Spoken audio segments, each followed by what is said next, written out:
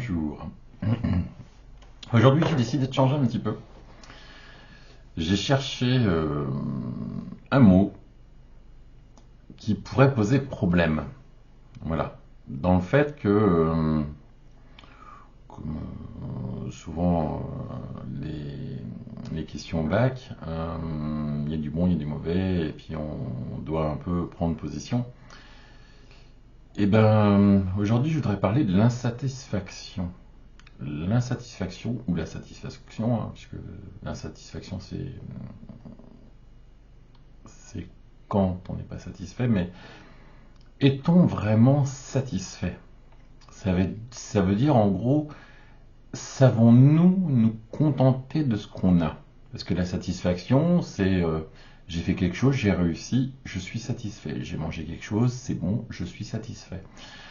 Mais il y a une remise en question continuelle de la satisfaction. Donc en fait, l'insatisfaction est permanente. C'est-à-dire, nous sommes quotidiennement, à chaque instant, insatisfaits de notre vie, de notre situation, puisque nous cherchons le plus souvent à nous améliorer, à améliorer quelque chose. Nous ne sommes pas figés dans le temps, entre guillemets. Euh, c'est très rare qu'on arrive à un moment de la vie, dit cool, ça y est, c'est fait. Je suis voilà, je suis satisfait. J'ai tout goûté, j'ai tout vu, j'ai tout lu, j'ai tout. Non, c'est pas possible. Je suis satisfait d'une épreuve que j'ai passée en littérature, en musique, en mathématiques. Mais le suis-je vraiment? Est-ce que je ne me pose pas la question? J'aurais pu mieux faire? Ou suis-je des plus... je m'en foutiste, entre guillemets. Bon, j'ai réussi. Pof. Voilà. Mais même quand j'ai réussi, je vais passer à autre chose. Donc je ne suis pas satisfait, entre guillemets, de... Sinon, je me serais arrêté. Je me serais définitivement arrêté. Par exemple, je vais prendre l'exemple même de la littérature. J'ai lu un très bon livre, je suis satisfait. Mais en fait non, puisque je veux découvrir d'autres univers écrits par d'autres écrivains.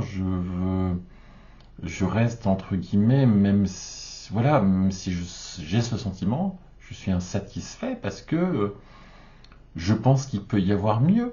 Je pense qu'il peut y avoir autre chose. Je pense qu'il peut y avoir, voilà. Généralement, oui.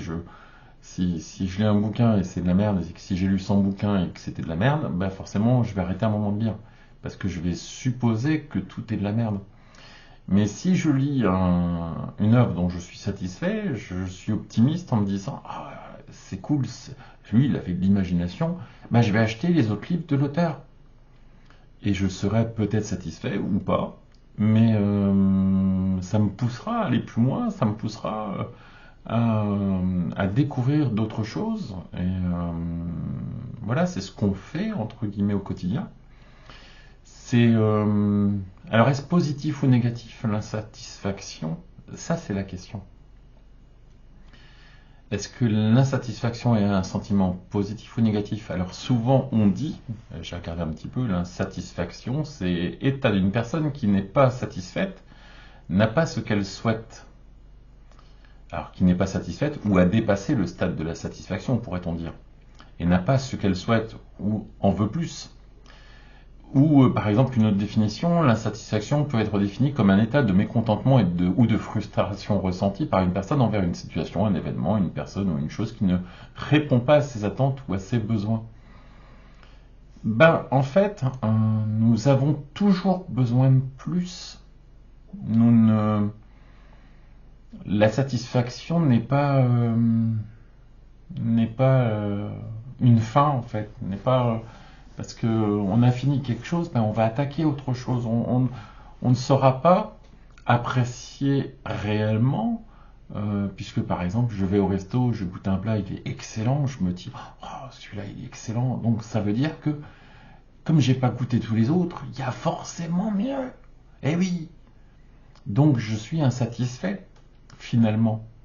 La satisfaction déclenche automatiquement une insatisfaction, puisque en fait, notre pensée va pas dire, voilà, elle va dire la dernière satisfaction que tu as eue, c'est que tu as mangé un hamburger maison dans un resto et c'était le meilleur hamburger que tu as mangé. Mais ma pensée dit aussi, hey, il peut y avoir mieux. Tu peux toi faire mieux, faire maison et que c'est pas le même goût, mais tu auras la satisfaction d'avoir fait maison. Mais quand tu l'auras fait maison, tu te diras, ah oui, mais j'ai goûté mieux, donc je vais essayer de retourner dans un resto. Des fois, c'est pour ça qu'on retourne dans un resto. Nous en sommes satisfaits, mais nous en sommes aussi insatisfaits. Parce qu'on espère inconsciemment retrouver le plaisir du palais, mais aussi d'avoir mieux. Alors oui, de confirmer l'information, mais on a cette espérance, cet espoir, donc l'insatisfaction est aussi du positif, l'espoir est positif. Et voilà, alors vous allez dire, il est complètement fêlé du cerveau. Ben oui, mais posez-vous vraiment la question quand vous êtes satisfait, arrêtez-vous de vivre.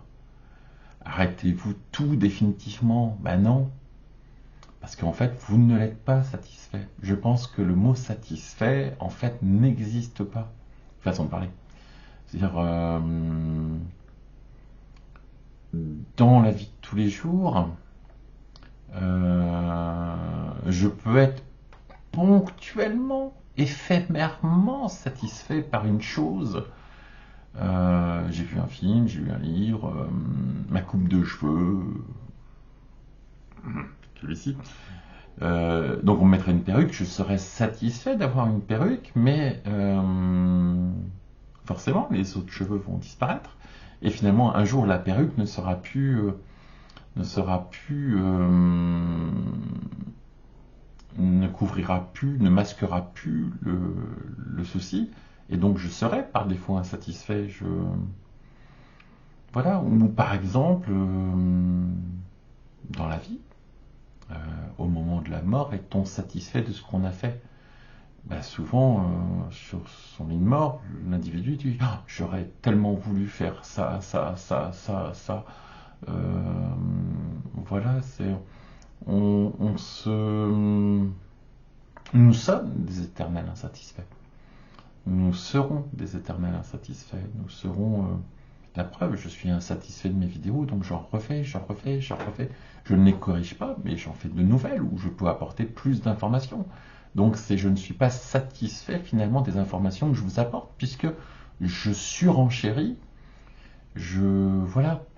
Après, dans le milieu professionnel, par exemple, ah oui, les camemberts qui donnent des résultats.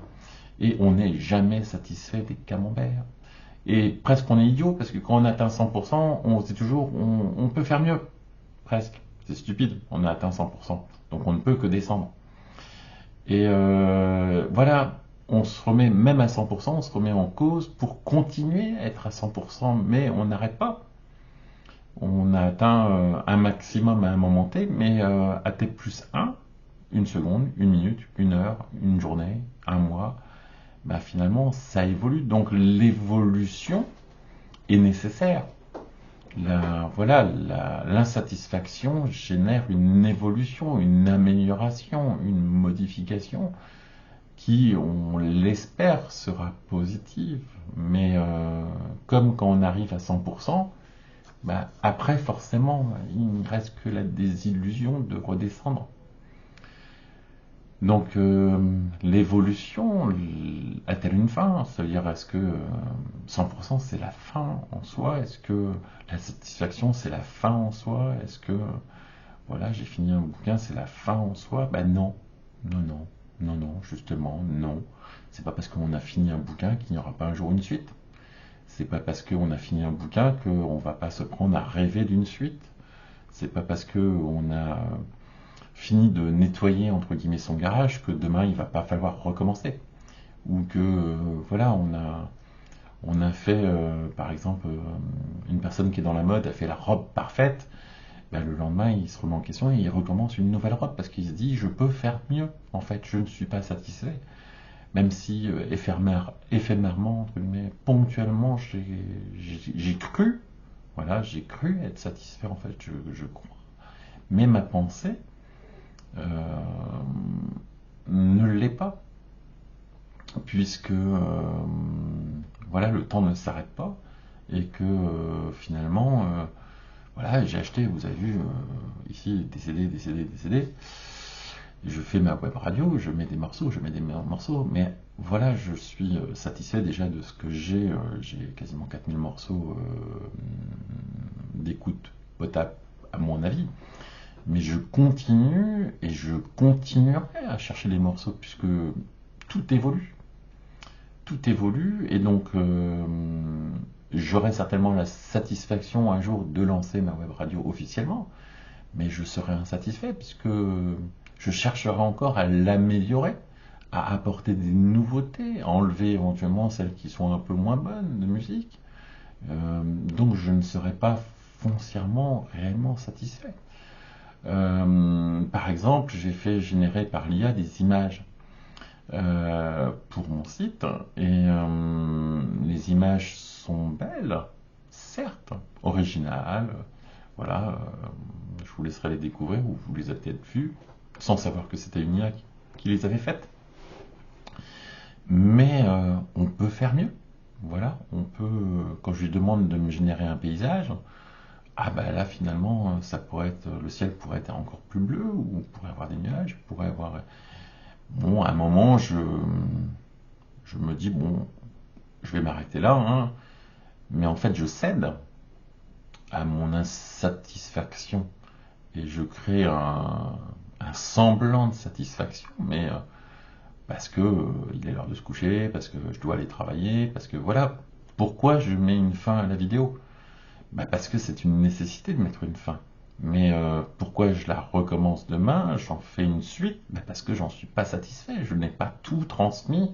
Je n'ai pas analysé intégralement la pensée, son fonctionnement, ses mécanismes, puisque même au moment où j'y pense, elle évolue.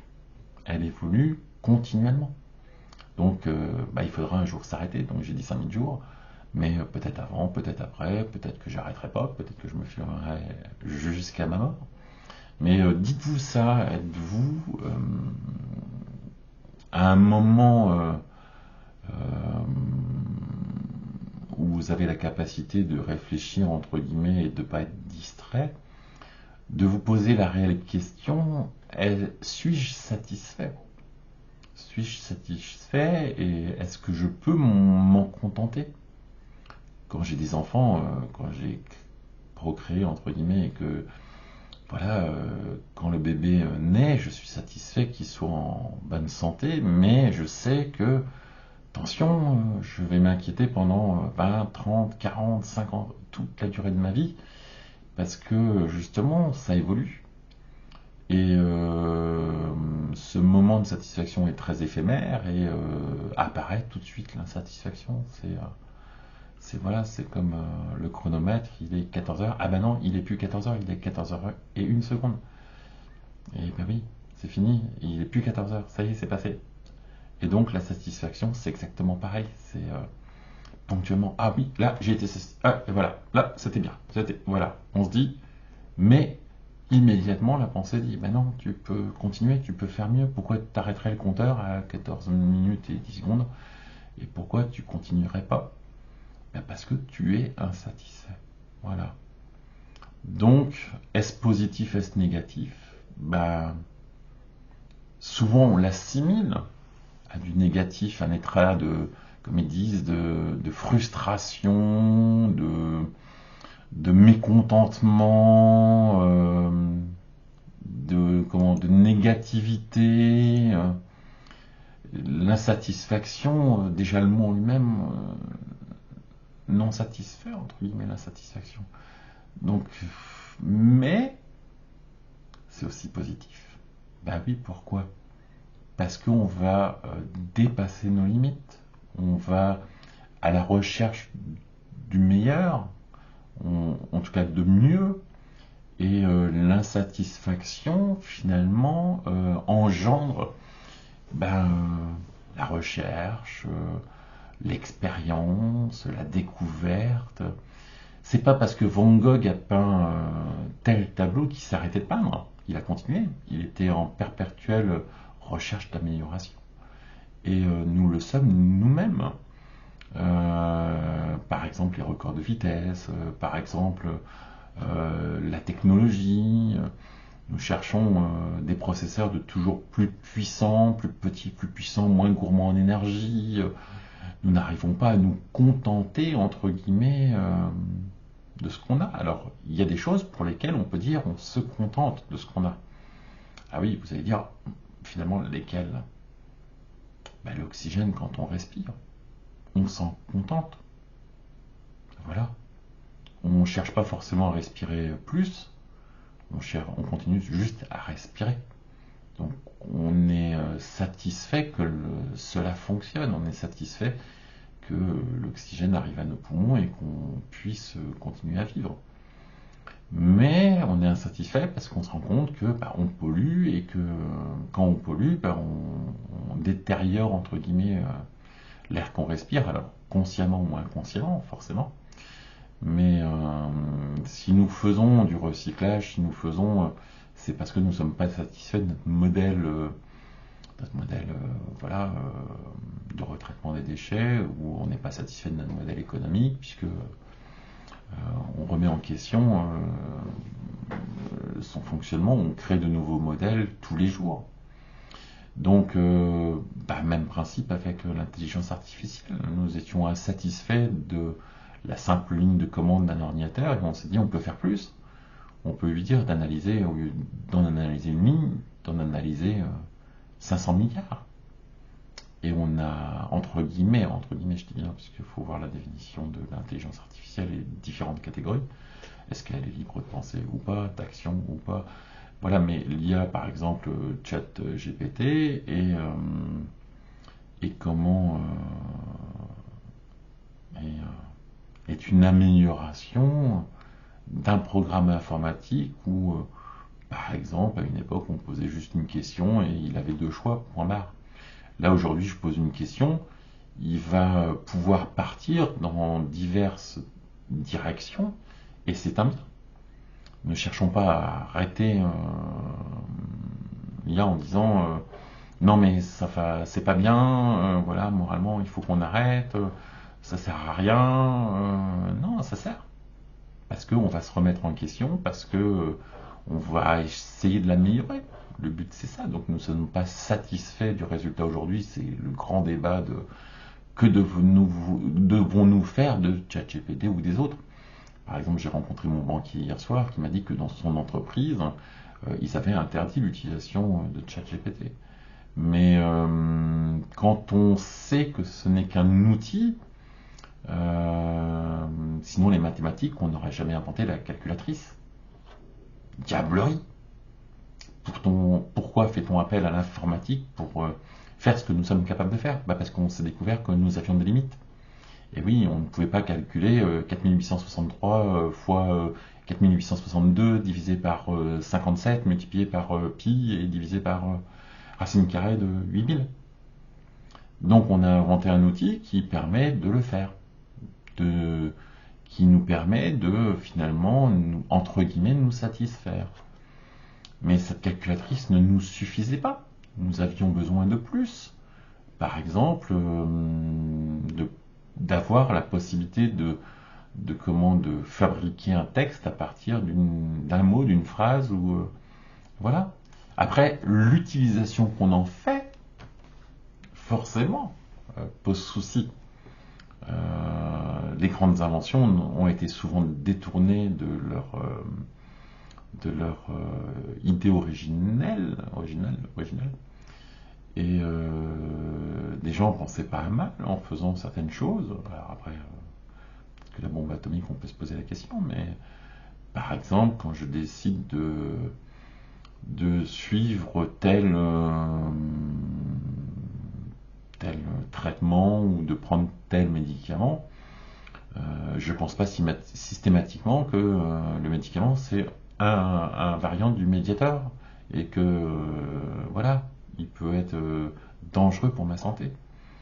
J'imagine que les médicaments sont contrôlés, voilà, et que même s'il y a des risques, le ratio de gain par rapport au risque est largement justifiant. Euh, et c'est ce qu'on voit, voilà, le plus souvent, c'est pris dans l'intérêt, c'est jamais à 100%, c'est pas possible d'atteindre 100%. Il y a toujours quelque chose qui fait que, voilà, par exemple, le traitement de l'eau, l'eau n'est pas 100% pure, c'est pas possible. Il y a forcément un filtrage, il y a forcément, voilà. Et même si aujourd'hui on ne se rend pas compte qu'il y a des particules encore plus fines que l'atome, ou plus petit encore, parce que je ne connais pas tout au niveau science, je ne connais pas tout court, et je suis insatisfait de ne pas connaître tout. Voilà. Mais même si je connaissais tout, ça évoluerait encore, puisque rien n'est figé. Nous définissons des constantes. Ben non, pour moi, les constantes n'existent pas. Il n'y a pas de constance, c'est pas possible, puisque tout évolue. Dès le moment où il y a eu la variable temps, alors est-ce une variable linéaire ou pas, voilà, on peut se poser des questions comme l'espace, mais dès qu'il y a eu cette variable, il y a eu cette évolution. Le système évolue de tous les jours, le système solaire, le système, l'univers et au-delà évolue, est en perpétuelle évolution. Donc une constante ne peut pas rester constante, elle évolue. Voilà, est-ce que alors nous avons défini des couleurs, par exemple la couleur noire, la couleur blanche, bon, on pense que voilà, ça n'évolue pas. En fait, on s'est rendu compte que si, ça évoluait, parce que suivant l'éclairage, suivant l'opacité, voilà, elle évolue. Mais on se rend pas compte, on pense arriver à figer les choses, mais même l'écrit sur une feuille de papier évolue dans le temps, il se détériore, une fleur se fade, rien n'est constant, même le produit le plus polluant un jour se dégradera. Le soleil, même si il se dégradera un jour, voilà, il y aura forcément. Donc il y a des évolutions et la satisfaction, par contre, elle sera toujours permanente. Hein. Ça, je pense pas qu'un jour on arrivera à dire ça y est, on a tout vu, on a tout fait, on a tout machin. Et voilà, on peut mourir. Non, on dira, continuons, on peut toujours penser plus, c'est-à-dire que 1 plus 1 aujourd'hui, demain 1 plus 1 plus 1, après-demain 1 plus 1 plus 1 plus 1, et c'est indéfini. C'est indéfini. Voilà.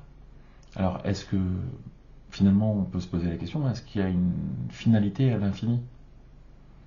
Est-ce que, voilà, maintenant c'est la définition même de l'infini, il n'y a pas de fin. Donc c'est pareil, il n'y a pas de satisfaction en fait.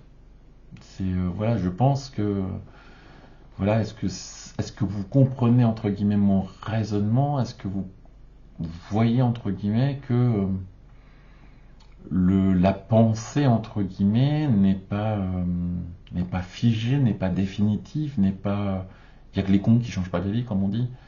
Et oui, c'est un très bon résumé de voilà, la pensée n'est pas constante, n'est pas satisfaite, puisque voilà, chaque instant, si je compte les montons, je compte, il n'y a pas de fin. À un moment, je céderai, mais il n'y a pas de fin.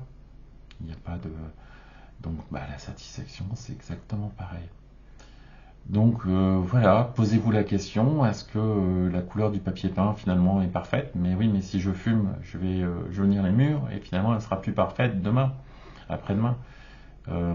J'ai fait une clé en bois, j'ai fait un meuble en bois. Il est parfait? Ben non, il n'est pas parfait parce que demain je vais essayer de soit le reproduire parce que je considère qu'il est parfait, mais je vais essayer de l'améliorer. Voilà. Est-ce qu'une couleur est parfaite? Est-ce que... Ben non, parce que je vais en découvrir qu'il y en a d'autres. Une jour. Désolé. Désolé. Mais voilà, la perfection, la satisfaction n'existe absolument pas. Voilà. On peut vouloir la copier, on peut vouloir... mais déjà, c'est admettre qu'elle existe, mais elle n'existe pas. La preuve, vous voyez une photo ou vous voyez une personne dans la rue, vous pensez que c'est l'homme parfait, la femme parfaite, mais en fait, vous continuez à aller dans la rue et vous voyez d'autres personnes et vous vous dites, ah, elle est belle. Différemment. Voilà. Mais il n'y a que dans le cinquième élément où l'actrice est parfaite dans le rôle, entre guillemets, mais non, mais elle est même pas parfaite dans le rôle. On voudrait faire une suite. Elle n'a pas tout abordé, elle n'a pas tout dit, elle n'a pas tout. Voilà, on n'a pas tout vu, on n'a pas. Elle est pas. Voilà, c'est pas possible, elle n'est pas parfaite. Donc, voilà, la satisfaction, en fait, n'existe pas. N'est qu'éphémère, n'est que. Et voilà, les choses qui perdurent entre guillemets sont, sont finalement intéressantes puisque elles nous font évoluer.